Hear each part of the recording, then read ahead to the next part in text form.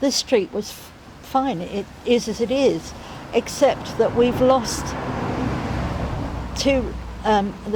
gone to residential quite a few things.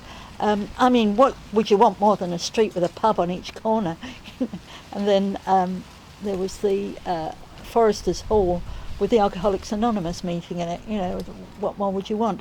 But we used to have, for example, a newsagent's across the road that sold sweets, a butcher's nearly at the top, a small little butcher's private where he sold rabbits and things you could get, and then a shop on the corner, Mr. Duffy's grocery shop.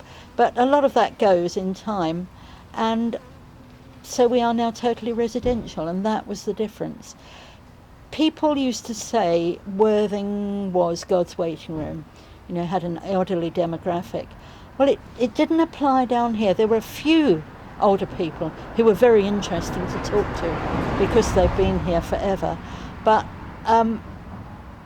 there were families across the road and next door and up here, you know, so it was just... But what was Worthing like? I think Worthing never quite got the 60s because it felt very like the 50s. It was what they call now a 10-minute town. It had everything you need within easy walking distance. But it was quiet. Go out at 8:30 at night and you couldn't get a bowl of fish and chips or anything, you know. It was just completely dead, except that the pubs obviously were open, but they didn't have the gardens outside then. So quiet, a good place to bring kids up, because there was plenty going on for them, and good schools. We used to have, when I first came here, a great counsellor, and she was very good and into everything. We never see them now, of course. Who was that counsellor? Name. Now, Pat Lipscomb was always out and about. Everybody knew Pat Lipscomb. She knew everybody here in the street, you know. So, but now I don't know. I don't see them. And you always had, as we had the free newspaper that came through the door, we also had things from the various political parties. So you had a rough idea what everybody wanted or didn't want in the street. We've got a green line down the middle of the road here, outside. Actually, do you remember we had the pavement was really quite wide and it was bricked like the one in Farncombe Road. It was a really beautiful pavement. So that's one of the things I always think of, how that's changed. And it wasn't one way then either, was it? No, it was two way. Yeah. What about the type of person that's living here, their age, where they're from? It's sort of gradually gentrified a little bit. I mean, looking at us, you'd find it difficult to believe, but it's actually true. And, you know, there's sort of more middle-class people than not now.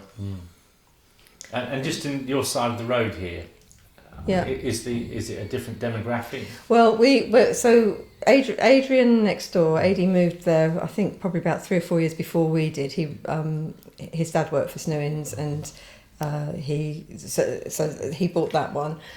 Sheila on the corner was there before we were here. The scrapyard up opposite Kennard's the scrapyard.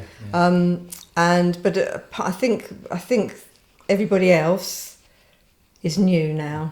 Or, you know, several people have been and gone, I guess. Yeah. But I think we're the ones that... So I think probably Sheila was there first, then AD, then us, and we're the ones that have remained. There were two flats. There's 2 flats in the house next to Sheila, and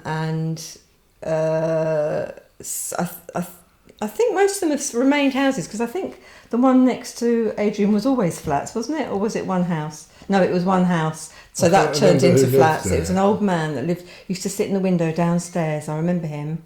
And all the others were family houses, and they've remained family houses.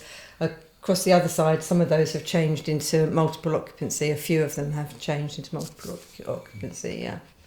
I got to know people in Worthing, and I liked some bits of Worthing, you know. It's still quite a nice seaside-y town, and yeah, I felt fairly comfortable, and it was convenient, let me say, and it was cheaper. One has to say, I bought my house in 1984.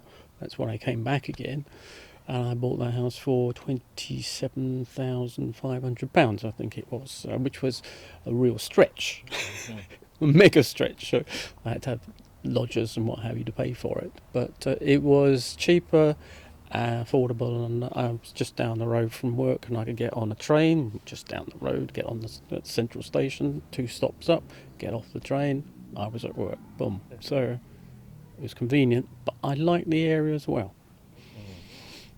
It was sort of a little villagey thing, if you like, and I like the houses, especially the ones down in Stanley Road. You know, there's something unique about that terrace. So yeah, and I still like the area. And in the time you've lived there, has the demographic changed? Totally. Oh, right, tell us about what Well, changed. I can remember sort of when I moved there, I was 30, but there were a lot of people that were obviously older than me, but a lot of people were, you know, very old. They were pensioners, and there's not that many of them anymore. So they've moved, they've died out literally, and the demographic has become younger and younger. More families now, which is great. So there seems to be a sort of a shift. I think I would say it was the Brighton effect. People sort of moved from Brighton to here. It's, you know, just too expensive living there, bringing up kids, if you like, and wanted that sort of character, and are still in the seaside town. So I think that sort of brought the age ranges down, and it's improved the properties, I think, really. So people want to sort of make improvements, and there seems to be the money to do it. I'm not sure when I moved in, you know, there was an awful lot of money, maybe interest in this particular area to sort of do things up, but it gradually got going. So in the age of DIY, I think sort of starting to get going in about 1984, and you know, the likes of sort of predecessor and B&Q were just starting up, and you know, I think it's all sort of started since then. A lot of young people now sort of like spend a lot of time doing up old houses which got a bit of character, rather than sort of out there in the suburbs. From my point of view, there's an awful lot of, you know, complete, you know, characterless housing stock. You know, this place is all of these have got, you know, character. Yeah, and the thing that strikes about Stanley Road today is how colourful they are. They're all painted different colours.